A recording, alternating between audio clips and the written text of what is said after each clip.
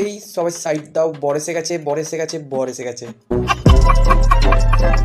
যাই হোক বন্ধুরা, একদম রেডি হয়ে বেরিয়ে পড়লাম। এরপর রকি ভাইয়ের কেল্লি বাজানো শুনতে শুনতে আমি, অনিমেষ আর রকি তিনজন মিলেই পৌঁছে গেলাম অনুষ্ঠান বাড়ির সামনে। আর ভাই খাওয়ানোর জায়গায় এসেই আগে মেনু কার্ডটা ভালো করে চোখ বুলিয়ে নিলাম। এরপর একাই সমস্ত প্লেটে মেনু আর টিস্যু দিয়ে রেডি করে ফেললাম। এদিকে তো কিছু লোক তাড়াহুড়ো করছিল, কারণ তারা বাড়ি যাবে, তাই ড্রেস না পরেই আগে তাড়াতাড়ি করে ওদের খাইয়ে দিলাম। এরপর গিয়েছিলাম একটু ফুচকা স্টলে, কিন্তু সেখানে তো দেখি কাকু কাকিমাদের ভিড়, তাই আমি একটু কফি খেয়েই চলে এলাম। এসেই তো আগে ড্রেসটা পরে রেডি হয়ে গেলাম। দেখতে পাচ্ছ এদের অবস্থাটা খালি, ক্যাটারিং এসে সব বাবুসোনা করছে। বলেন কি? এরপর ভাই বরের গাড়ি আসতেই আমাদের পাগলামি শুরু হয়ে গেল। এই বর এসে গেছি, বর এসে গেছি, বর এসে গেছি। बड़ा हरामी हो बेटा। যাই হোক ভাই, সত্যি সত্যি বর এসে গিয়েছিল।